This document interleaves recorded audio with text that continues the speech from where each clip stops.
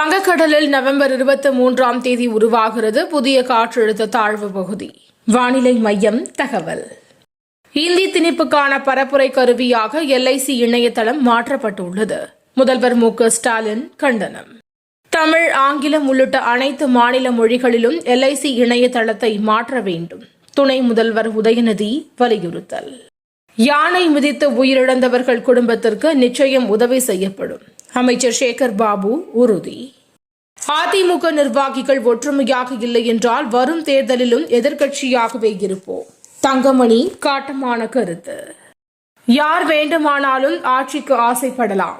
விஜயின் அரசியல் குறித்த கேள்விக்கு திருமாவளவன் பதில். தவைக தலைவர் விஜயை அரியணையில் அமர வைக்க வேண்டும் என்பதுதான் ஒரே இலக்கு. புசி ஆனந்த் பேச்சு. அரியலூரில் மாணவிக்கு பாலியல் தொல்லை, ஆசிரியர் கைது. போதைப்பொருள் வழக்குகளில் நீதிமன்ற உத்தரவுகளை போலீஸ் முறையாக பின்பற்ற வேண்டும். உயர்நீதிமன்ற மதுரை கிளை உத்தரவு.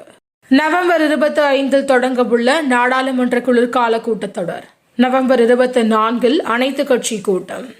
ரிசர்வ் வங்கி ஆளுநரின் பெயரில் வெளியிடப்படும் போலியான வீடியோக்களை நம்ப வேண்டாம். ரிசர்வ் வங்கி எச்சரிக்கை. மணிப்பூர் விவகாரம். குடியரசுத் தலைவர் முர்மு தலையிட வேண்டும் என காங்கிரஸ் தலைவர் மல்லிகார்ஜுன கார்கே கடிதம். அமெரிக்காவில் தேசிய அவசர நிலையா பிரகடனம் செய்ய ட்ரம்ப் திட்டமிட்டுள்ளதாக தகவல். உக்ரைனுக்கு எதிரான போரில் அணு ஆயுதம் பயன்படுத்த ரஷ்யா அனுமதி. அமெரிக்காவுக்கு புதின் எச்சரிக்கை. சென்னையில் இன்று லேசான மழைக்கு வாய்ப்பு. வானிலை மையம் தகவல்.